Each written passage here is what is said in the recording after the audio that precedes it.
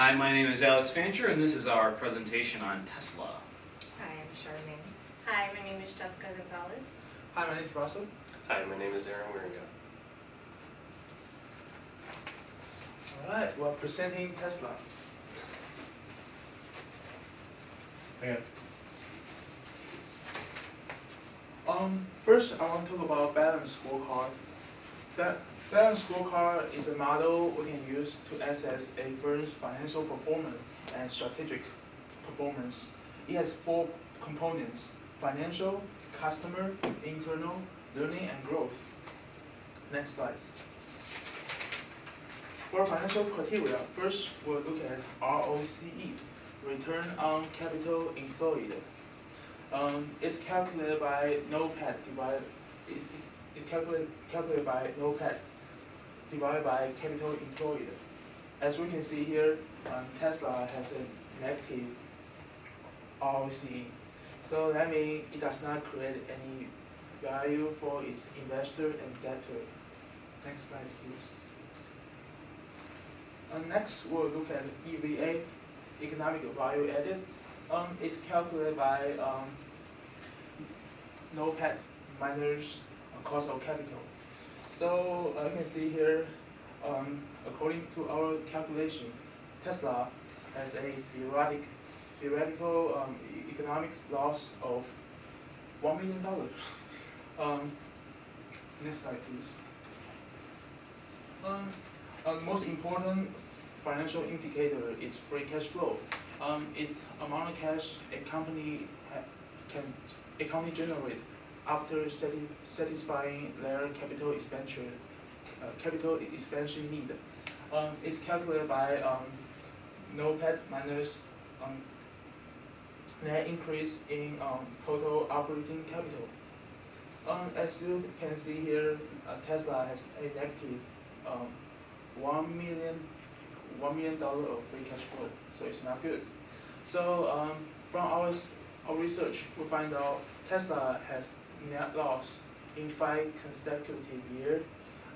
So if we just look at financial data, it's not a good company to invest at all. However, investors from all over the world, they have high expectation on Tesla. Currently, Tesla was trading over $200 a share. I think that there must be something make Tesla special from our company. So let me introduce Charmaine. He will talk about customer criteria. Here's the customer criteria. One of the main strategic objectives of Tesla is to predict customer needs. And with predicting customer needs, Tesla hopes to develop deep relationships with its consumers. One of the main focuses of Tesla in predicting customer needs is the fact that Tesla markets to environmentally friendly consumers. So with that, although they're looking to market to environmentally friendly consumers, they're also looking to tap into a market where they're producing vehicles that are not only environmentally friendly, but also of high quality and precision and innovative technology. Possible ways that they're looking to reach that goal is to build on brand awareness and increase the number of models in the incoming years. Another aspect of customer criteria at Tesla is looking to improve on is customer service, and one of the things that they're aiming to be great at is also increasing the number of models that they have currently. They're looking to improve on customer service and excel in customer service by offering guaranteed resale for purchases between 36 to 39 months, and also offering extended warranties, provided 8-year and infinite mile warranty on its vehicles.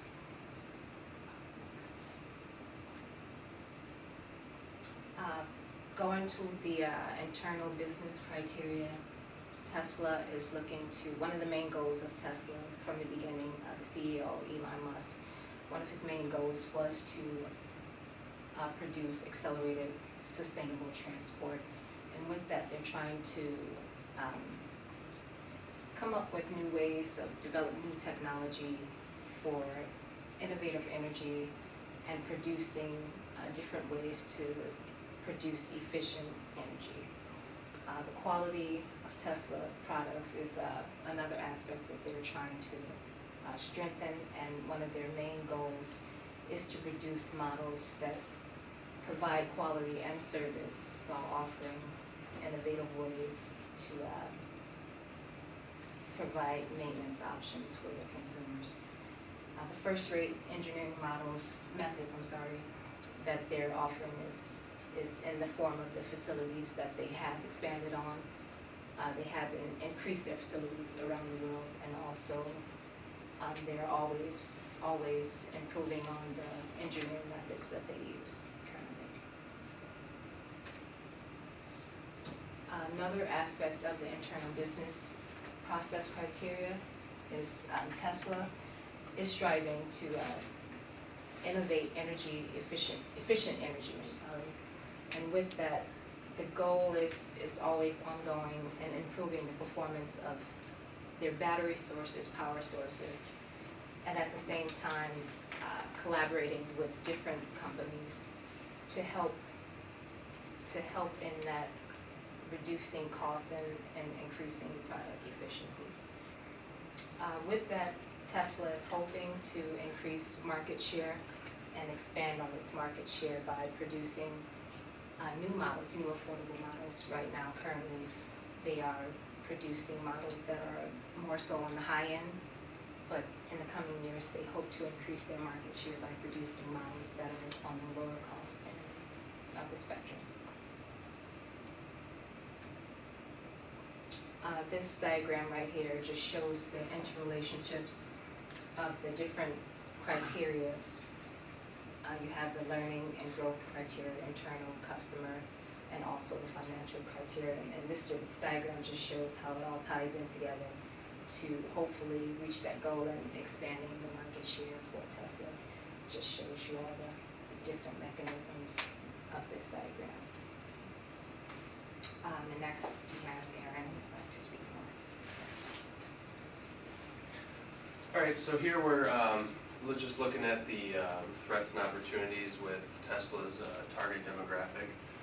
Obviously, older generations are known to be a little bit more apprehensive when it comes to new technology, and the technology that Tesla's introducing is new, very new, groundbreaking technology. Another threat is the high cost of Teslas, and the fact that young working adults can't necessarily afford a high-end vehicle like a Tesla Model S. Some of the opportunities is that the Tesla is selling in North America, Europe, and Asia, and they're just expanding throughout the rest of the world.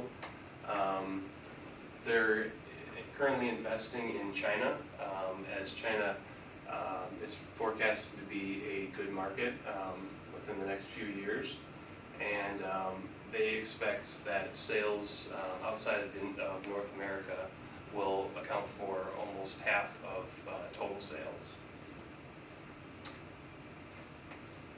So some of the threats and opportunities with economics. The dollar is strengthening, and it's expected to negatively impact revenues. Tesla announced price increases in some of their markets that will negatively affect sales, and the fluctuation of currency exchange rates and interest rates will affect their gross margin. But the U.S. economy is recovering, and it's enabling people to be more willing to buy. And there continues to be government incentives for the purchase of a zero emissions vehicle. So with political and legal, in other parts of the country, there's different regulations and legal things that need to be worked around for Tesla, things that they haven't experienced in the United States. So that'll be a challenge for them. And there's obviously different safety requirements in different parts of the world. But the U.S. Is one of the most strict in the world, so they're in a good situation there. And the situation where certain states, currently only Utah, but certain states prohibit the sale of Tesla in Tesla stores. And then the opportunity is that there's patents for Tesla could patent their technology. They choose not to. They continue to be open source with their technology, but if they wanted to, they could patent their technology and thus reduce competition in the future. So some of the threats with sociocultural, there is still a limited demand for electric vehicles, and the number of charging stations across the United States, while they are expanding in that area, and not only in the United States but globally, there is still a limited number of charging stations, which challenges the range of the vehicles, which some people have issues with. But with global warming, there continues to be an urgency to find an alternative for fossil fuels and a search for renewable energy that can sustain vehicle transportation. So technological, the more the technology that Tesla uses is shared and more diverse, the more competitors they're going to have. They don't seem to be too worried about that because of their open source with their technology. But they're constantly innovating and developing new technologies that keeps them ahead of competitors. And with global, there's competitors such as Nissan and Toyota that are also building zero emissions vehicles and at a much lower price point. But Tesla continues to, as we mentioned earlier, invest in China as the market looks good there in the future, and there's other emerging markets such as India that provide opportunity. And low tariff on electric vehicles. Many countries are for the electric vehicles and the zero emissions, and are making it feasible with low tariffs. So then there's a concern with the eco-friendliness of the batteries and the lifespan that they'll provide. There's some concern about what to do with the batteries after that lifespan has been reached, and what sort of recycling can happen with the batteries. And with the power, as far as the power that powers these cars is concerned, Tesla continues to make great strides in solar power technology, and not just for their vehicles, but just in general, power for houses, businesses. Just really utilizing solar technology in general. And now Alex is going to talk about Porter's Five Forces. Alright, so I'm here to talk about Porter's Five Forces.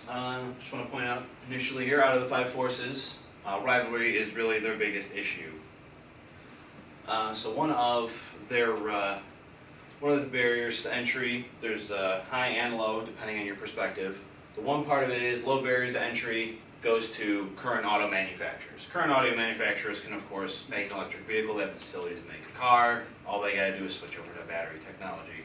There are high barriers to entry for a new company just to start right up and start making electric vehicles. That one's a bit more tricky to do. So it is a part of their issue. Next bit here is bargaining power of suppliers. They do kind of have a supplier issue. The biggest issue is that their cars are entirely reliant on batteries. They don't offer a gasoline model, so they have to put a battery in their car, so they have to buy lithium. There's no way around that one, and being a battery manufacturer, that is what they're left with. Bargaining power of buyers, there's a weak force there. Buyers don't have that much power. There's no real alternative to a Tesla Model S or Model X that they've made thus far. And the other bit too is usually there's more demand than there is supply for Tesla vehicles, so if you need a Tesla, you actually might have to wait. Threat of substitute products. There are two bits to that. Substitutes, there's nearly no substitute. There's no car out there right now that can give you a vehicle that has as much electric range as well as a match in luxury. Alternatives, there are alternatives. Not a complete zero-emission vehicle, but there are things like Chevy Volt or a Nissan Leaf that are comparable, but they're not of the same caliber of a Tesla.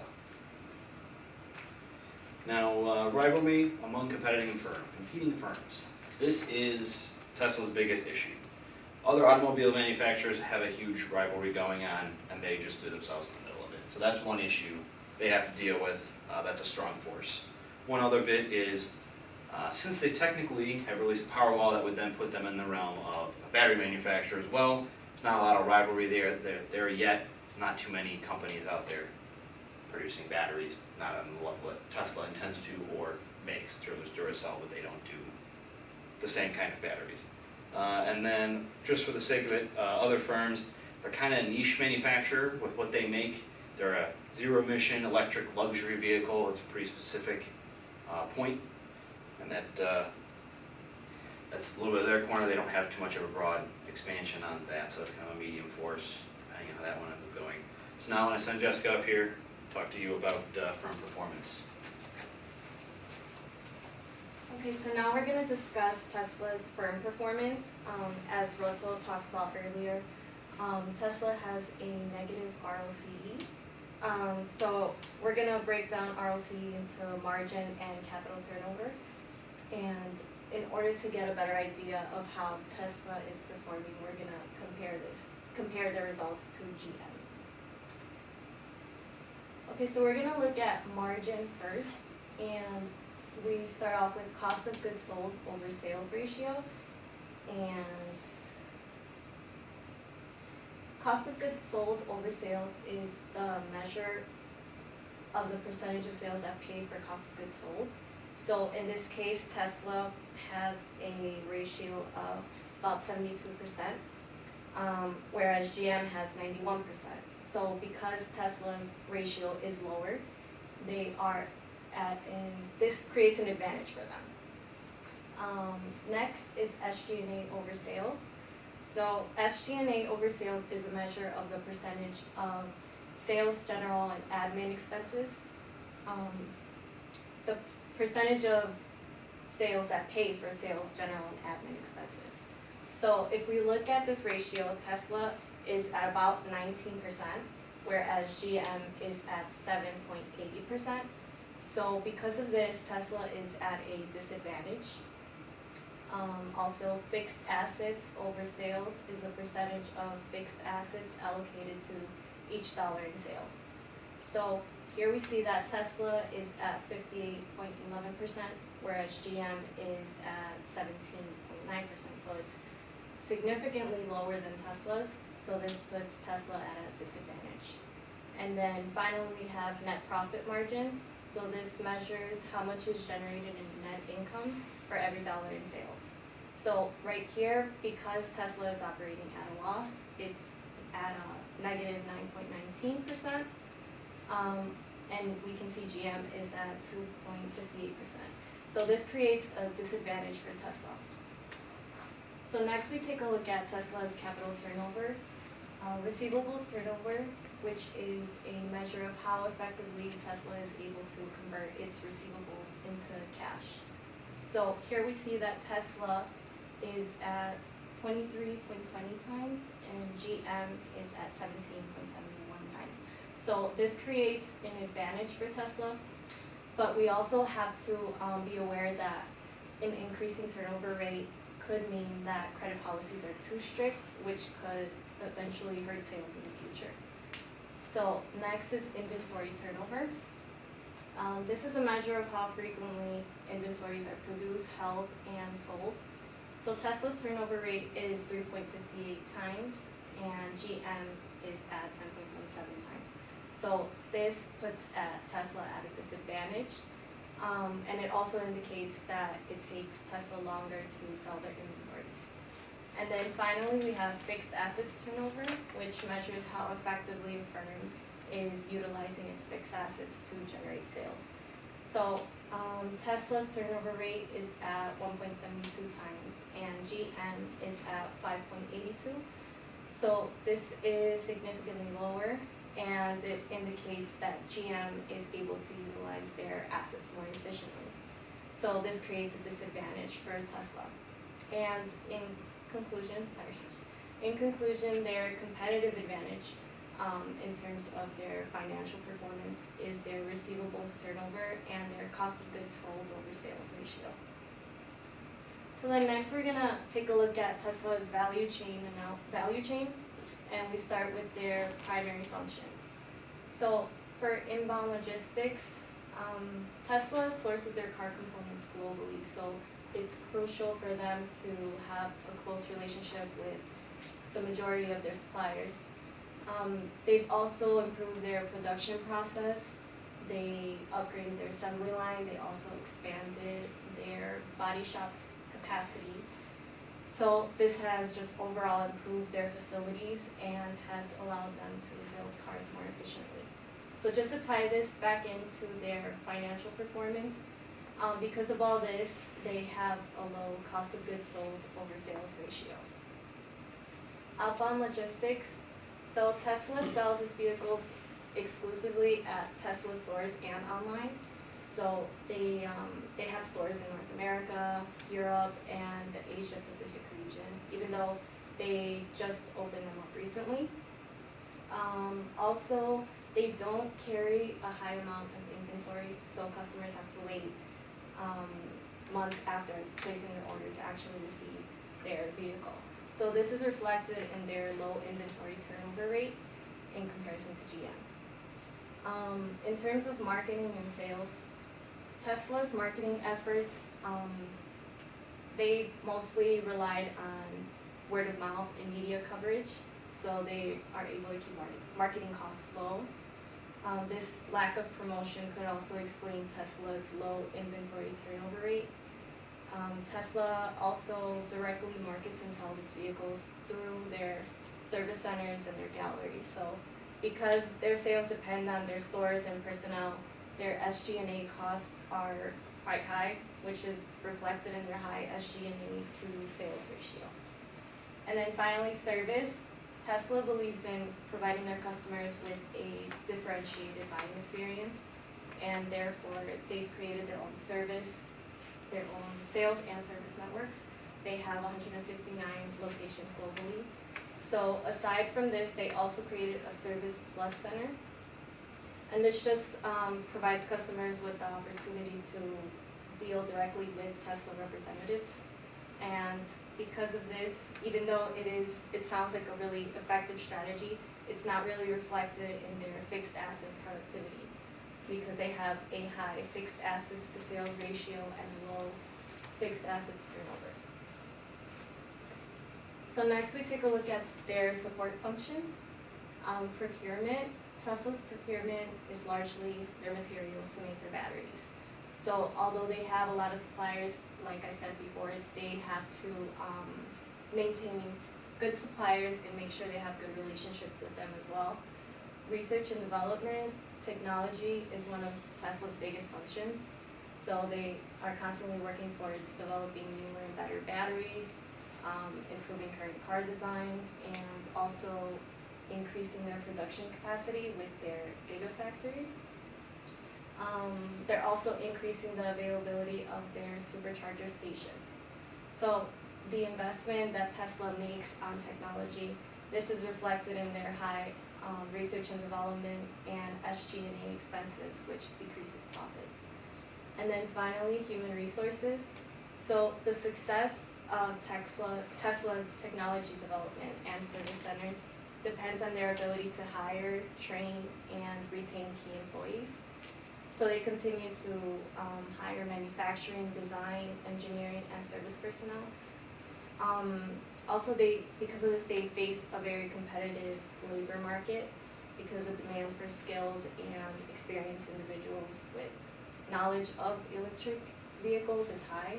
So because of this, they, their SG&A expenses are higher than competing firms. So next we have Alex. Alright, so I'm gonna fill you in here on the hypothesis relationship between Tesla's functions and competitive advantage. So Tesla's strongest value chain function is research and development, under the aid of advanced R&D with their battery design, the powertrain, vehicle engineering to add significant value to their vehicles. So they get the advantage of being able to design the car and the battery together at once instead of adapting. So this is what helps with their cost of goods and sales ratio. All of that, of course, ends up in a lower manufacturing cost. That's how that works out so well. Tesla has an exceptional customer service as well. It helps build the relationship with the customers, keeps the customers around and happy, and it gives them a more personalized service network.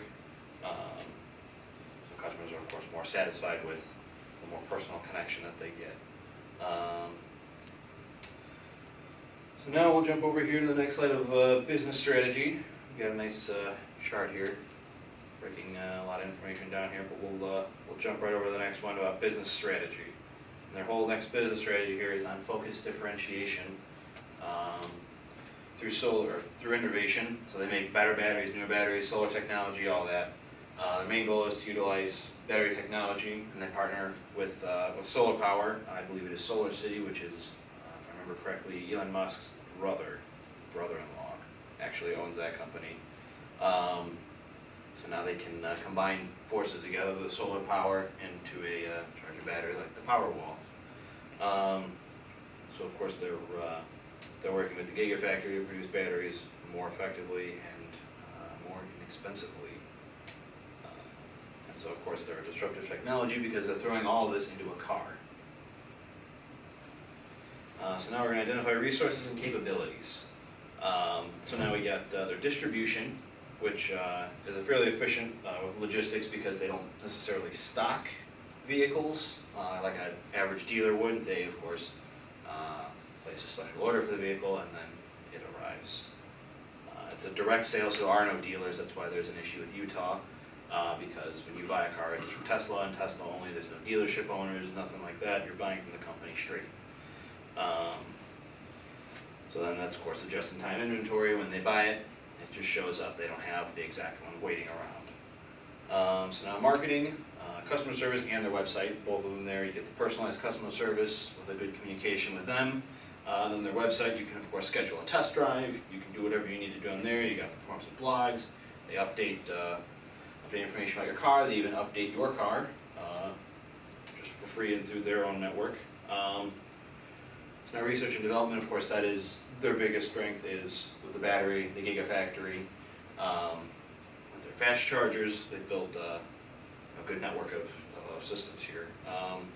With human resources, you have a high retention rate, always learning new things with their research and development markets. They really they do take good care of the people who work for them. So now we're going to jump over to the next one here of identifying core competencies. A lot of this really just touched on the earlier one, but just to go over these, of course, everything they do is valuable. Human resources, it's not sustainable, it's not necessarily a competitive advantage. They take good care of their employees, but there's no bit behind that that's genuinely makes them a better company. They're just a good company for how they treat their people. Research and development, that is one of their advantages. They have the advantage of it's costly to imitate, it is rare, it's very useful for them to sustain, and that's what's going to propel them forward. Marketing, it's valuable, it's rare, but it's, as we talked about earlier, it's through just word of mouth, not advertisements, but news and things like that. Distribution, of course, is they have the one factory in California, they're opening a new Gigafactory in, I believe, Nevada, and that is that's just straight from there. You buy your car, it gets distributed from there. So now we're going to talk about the alignment of goals, strategies, resources, capabilities, and the environment.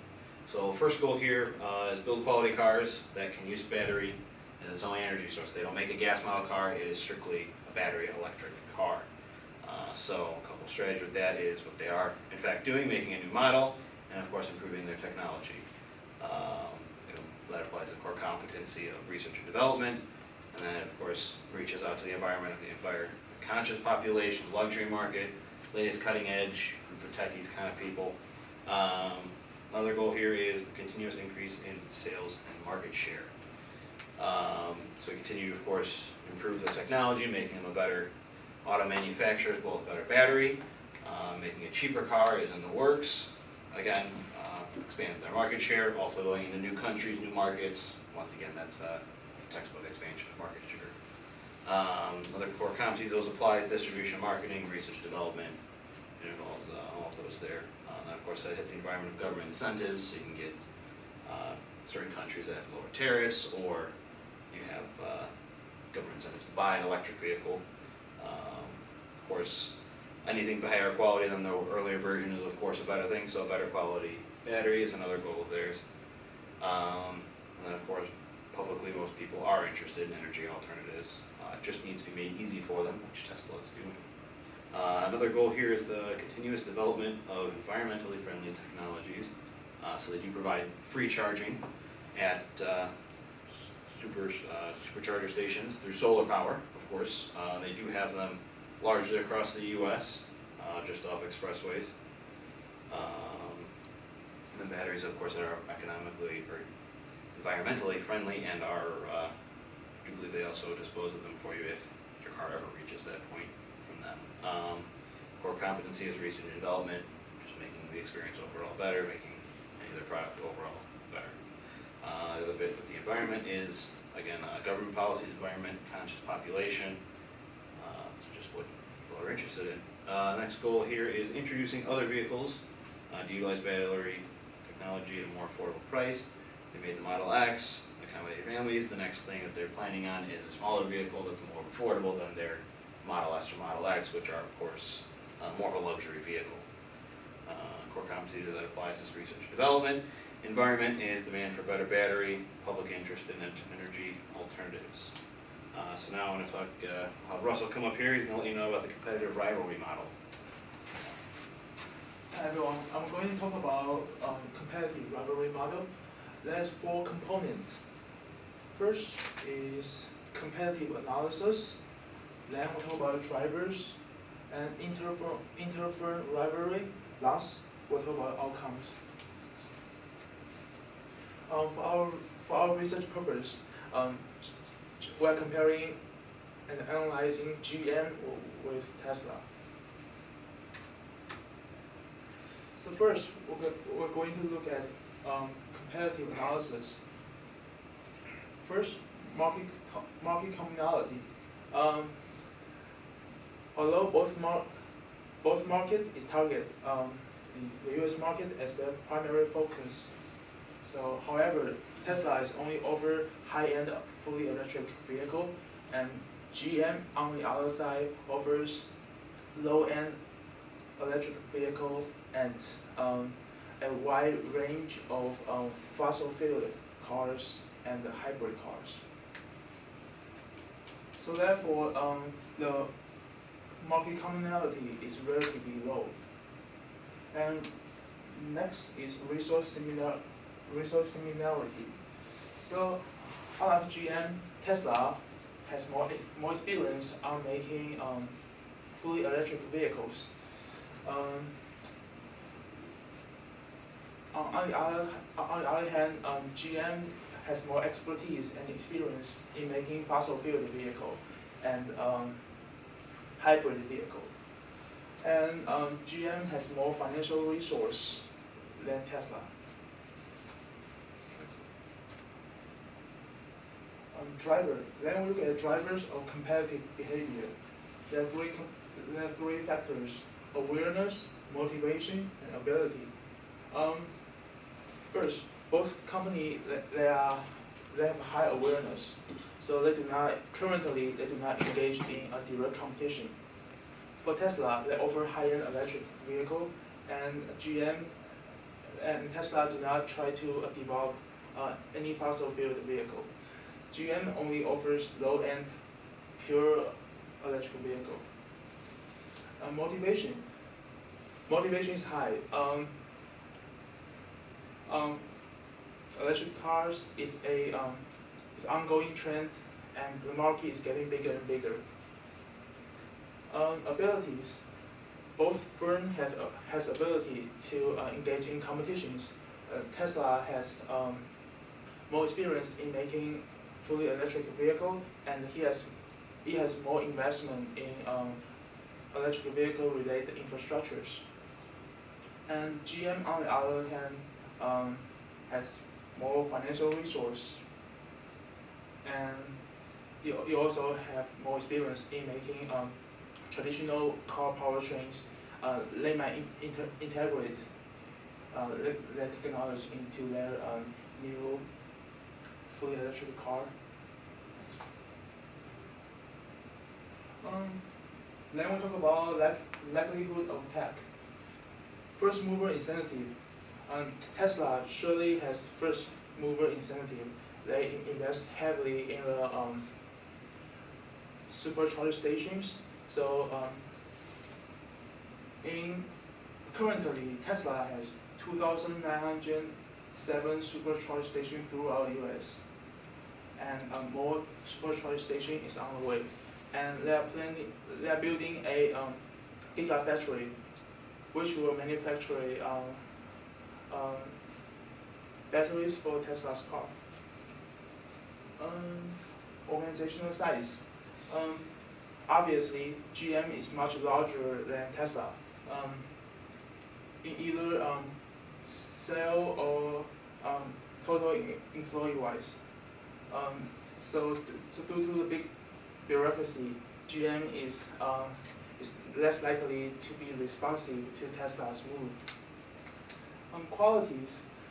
GM's low-end fully electric cars like Chevy Spark and Chevy Volt, their quality hardly come close to Tesla. Although they are targeting low-end market, consumers still expecting more from GM. Next, please. Likelihood to response. So currently Tesla is deploying strategic action, like building many infrastructure related to fully electric cars. As a result, it's too costly for GM to mimic what Tesla is doing. Reputation. Both GM and Tesla, they are a well-known company. So, and GM often market itself as a environmental conscious company by selling hybrid or fuel efficient cars. Market dependence. GM offer a broad range of vehicle from fossil fuel car to low-end fully electric cars.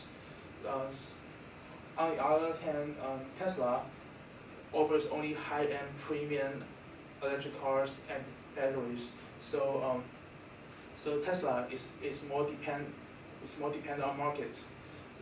So as a result, Tesla will react strongly to any move by its competitor to protect its market share. Thanks. Outcomes.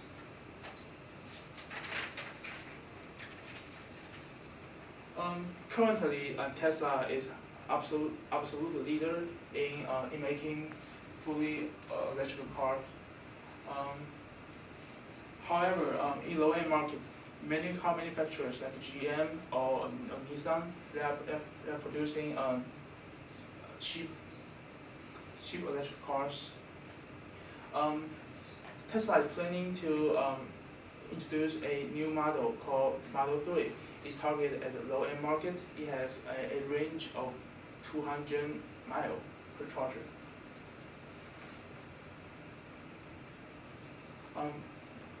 Financial performance. Overall, Tesla's financial performance is not good. They have net loss in 5 consecutive years, as we talked about that before. So on the other hand, GM's earning is decreasing every year due to the strong competitions from car market. So that's our prediction of GM and Tesla.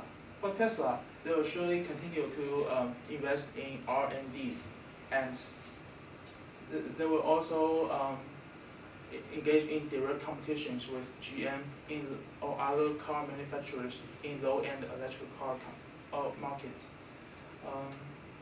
Also, Tesla might diversify its core competence to make in making batteries, so that they might apply the battery technology into other aspects of business. For GM, they will improve they surely will into the quality and performance of their electric vehicle, and I believe instead of developing their own charging station, GM can partner up with some public charging network, and GM can devote its financial resource in R&D to shorten the technology imbalance between with Tesla. And next, I'm going to introduce Aaron to talk about corporate level strategy. So we're just going to look at the three different types of corporate level strategies really quick. The first one we're going to look at is the multi-domestic strategy, and the general idea of this is that wherever a company goes in the world, the industry, the market's needs, the industry, and the social norms could vary greatly. So a company that has a multi-domestic strategy, they'll tailor their products to meet the needs of that specific market. And the advantage of this is to be able to expand and be competitors and meet customer needs better than they would if they had a different strategy. The disadvantage is the higher cost and not able to develop the economies of scale, and less knowledge sharing between the different locations across the world. With the global strategy, which Tesla is takes a global strategy currently, this is just kind of where they sell from one location all across the globe. It has much higher risk and much larger market emphasis and emphasis of economies of scale. The disadvantages to this is the lesser responsiveness of each local market and barriers to innovate in each market.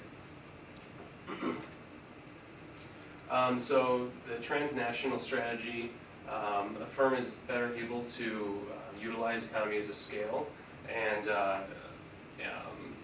therefore they have lower production costs, and they're able to adapt to local taste and increase their market share through that. The disadvantage of this is just that there's too many decision makers, and some may benefit, some may not benefit from it.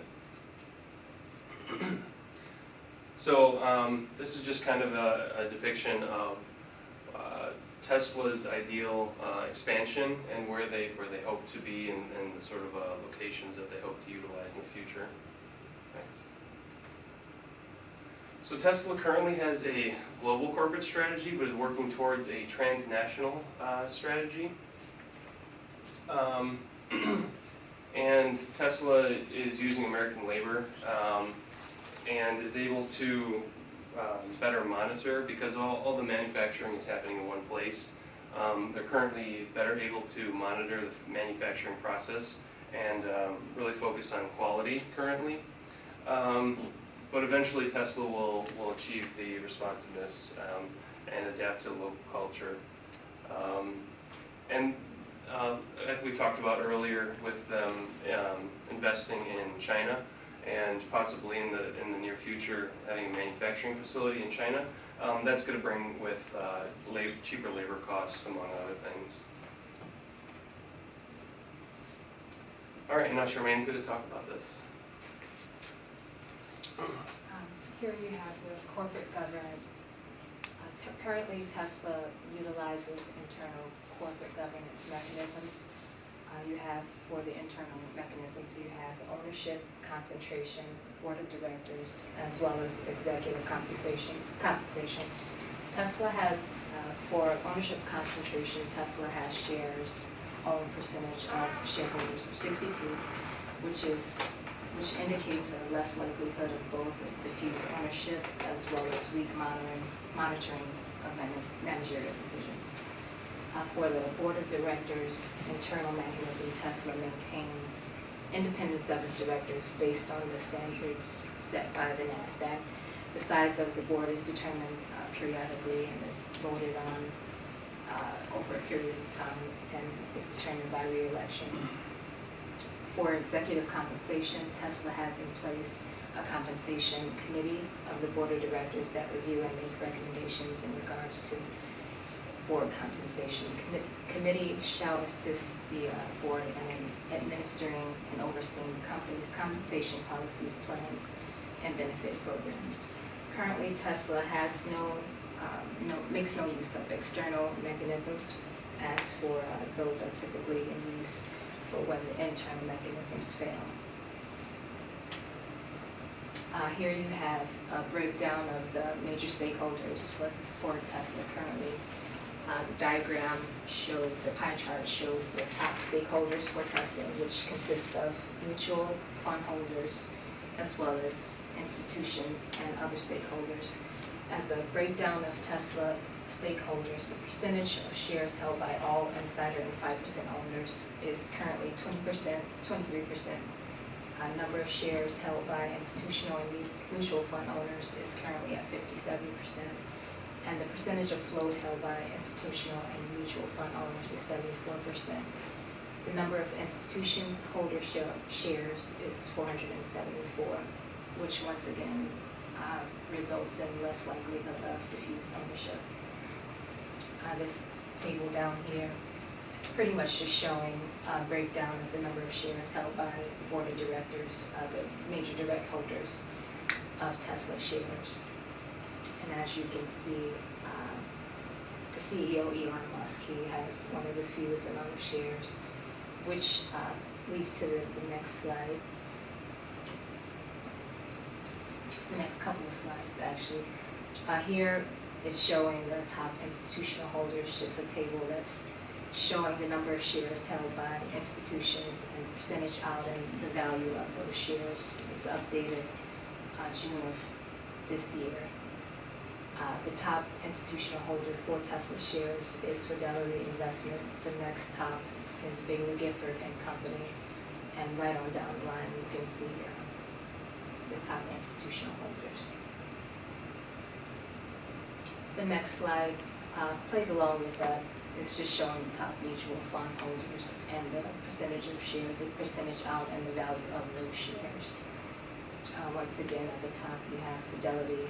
This is actually Contrafund Incorporated, and the rest is just showing that percentage of the number of shares that each institution holds. Here you have the table representing the executive compensation board. At the top, once again, Elon Musk. He has currently, one of the fewest. He has the fewest amount of salary recorded for Tesla for last year at $35,000, which actually he didn't make anything, but he had $35,000 based on the fact that California has a minimum wage that they had to abide by. Some of the long-term achievement-based incentives for Tesla is the completion of the first Model X production vehicle. Number 2, achieving aggregate vehicle production of 10 to 100,000 vehicles in a year, and completion of the first third generation production vehicle. Number 4, achieving gross margin of greater than 30% in any 3 years. This table, once again, is just showing number of shares held by the board of directors and those on the executive committee. Tesla currently has standards or code of conduct and business operations that must be followed by all employees and directors. The code of conduct and ethics covers many basic principles, including but not limited to compliance with laws, rules, and regulations, conflicts of interest, discrimination and harassment, health and safety, as well as reporting of illegal and unethical behavior. This table, this diagram right here is just showing the board of directors and their titles. You have, at the top, you have the CEO and project architect, Elon Musk, as well as the number of directors that reside over the board. This table right here is just showing, once again, the board of directors, as well as some of their additional titles.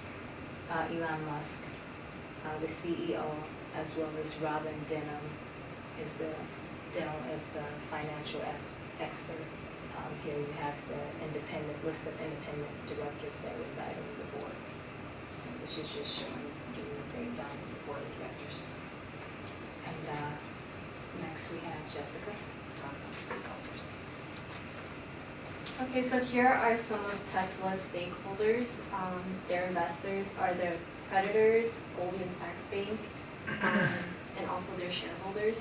As of June of this year, they have about 12,000 employees. Just some of their suppliers: AGC Automotive, Brembo, Lodi Manufacturing Company, and their customers are those who are environmentally conscious and just society as a whole. So then here we just kind of explain how Tesla is able to fulfill those responsibilities to their stakeholders. So for their investors and their employees, Tesla provides their employees with competitive compensation. So by doing so, this creates an incentive. So it motivates its executives to strive to create long-term value for their investors.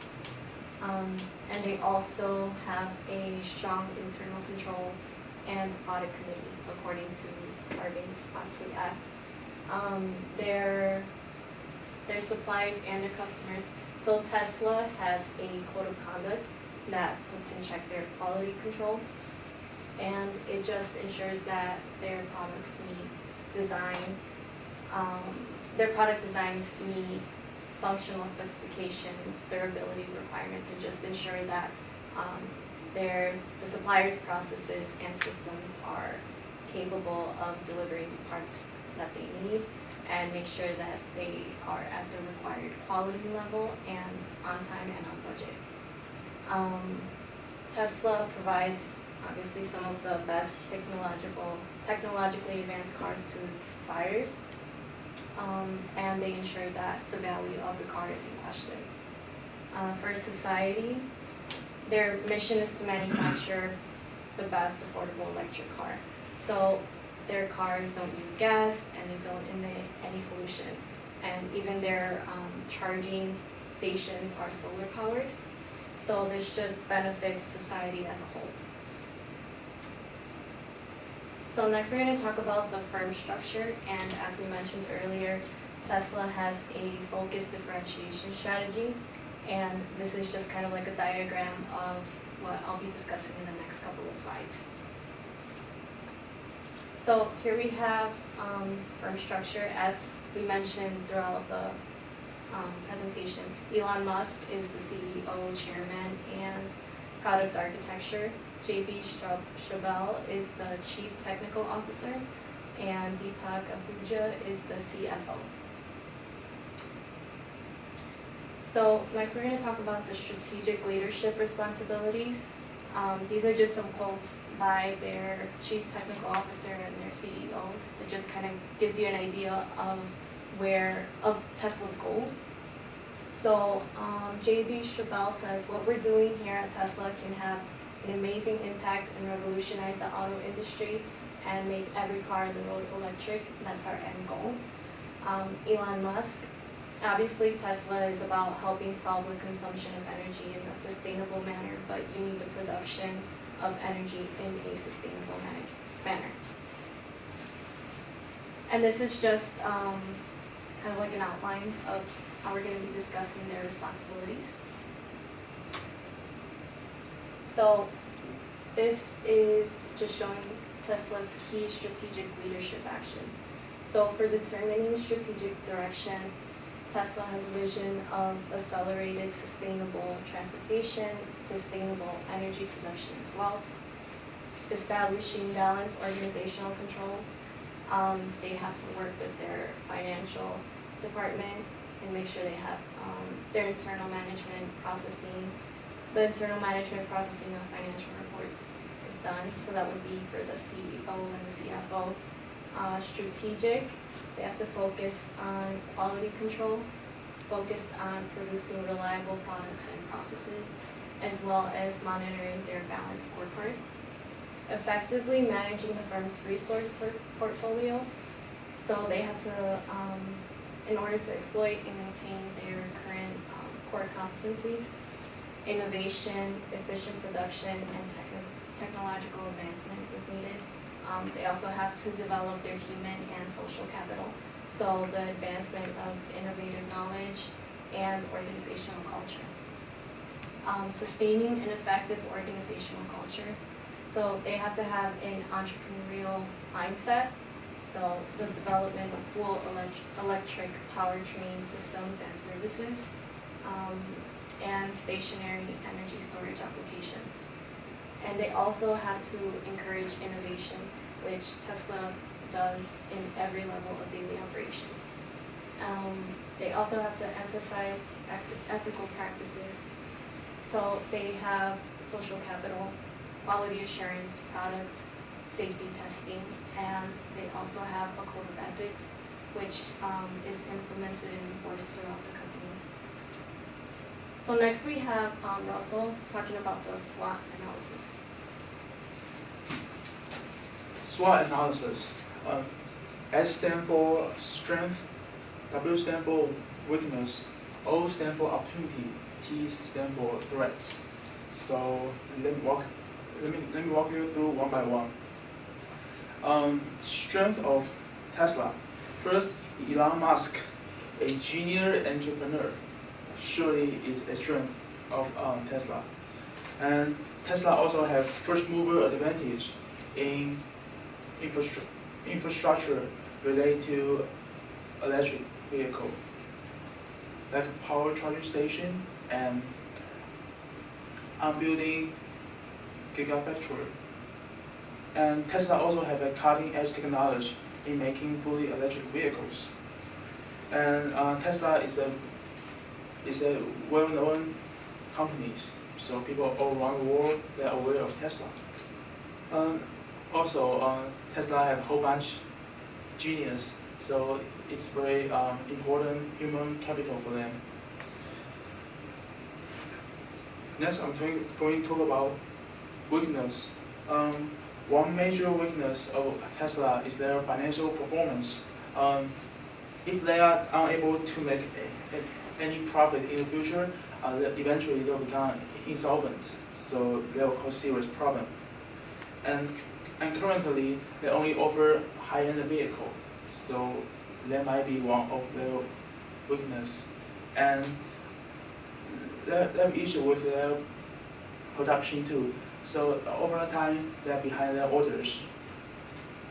Opportunities.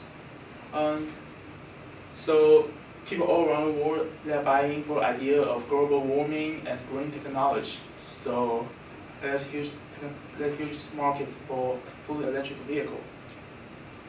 And also Tesla's technology in battery can be applied to other industries.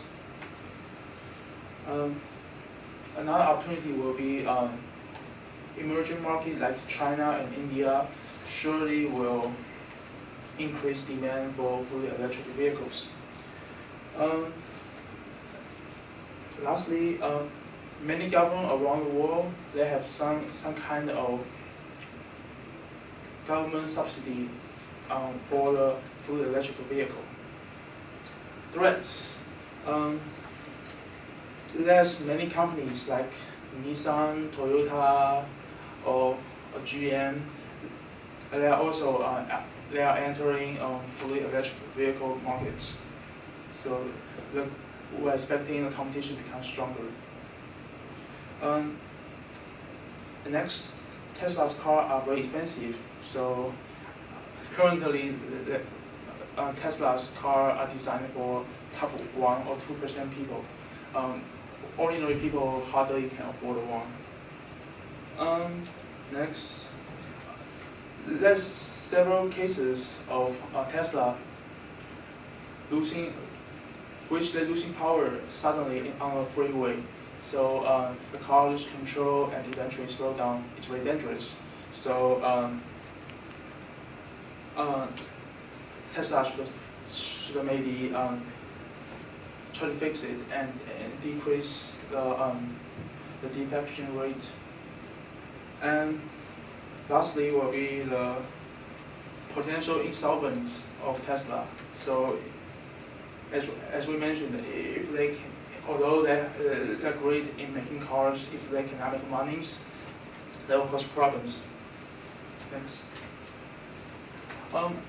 Next slide, we are talking about corporate strategy.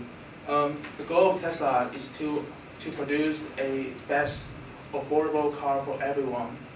So our instruction to Tesla is, in order to achieve their goal, they should first diversify their business. They should offer more models to meet needs of different peoples. Like two-seaters or SUVs, and also they should engage in both vertical and horizontal integration. So by doing that, they can increase their economy of scales and increase their market powers. Lastly, Tesla should try to create synergy between their departments and improve their relationship with both supplier and customers. Jessica is next. Talk about corporate governance. Okay, so I'll be discussing the competitive strategy. Tesla wants to increase its net profit margin. So in order to do this, they should introduce models like the Model 3 to expand market share and sales. They could also sell batteries for other vehicles and electronic devices. They have to next they have to decrease their fixed assets to sales ratio by they could sell the right to use the supercharger network to other electric car companies, and they also need to maintain low cost of goods sold over sales by increasing production efficiency and utilizing the Gigafactory. So next is Aaron. And really quick, I'm just going to talk about corporate governance, and Tesla ensures that they have an efficient corporate governance by following and enforcing all legal requirements. They're effective in balancing the interest of all the stakeholders that are involved with the company. They use incentive-based compensation to motivate their top management, and they diversify the interests of the board of directors. Tesla looks to the future because they haven't made a profit yet, and they continue to operate at a loss. So they're doing this with the expectation of making profits in the future. All right, so finally here with strategic leadership, one of the biggest bonuses here is they do have Elon Musk leading the company. So of course, he's going to help push the company as best as he can. The patents are open source, and he doesn't need to make any more money, so he's on to just make the world a better place for everybody. They have plenty of other options. They can work with other companies. They can market electric cars to the rest of the world. Overall, Tesla has a pretty good stance in leadership to expand. So this is our whole presentation. So thank you. Thank you. Okay. All right.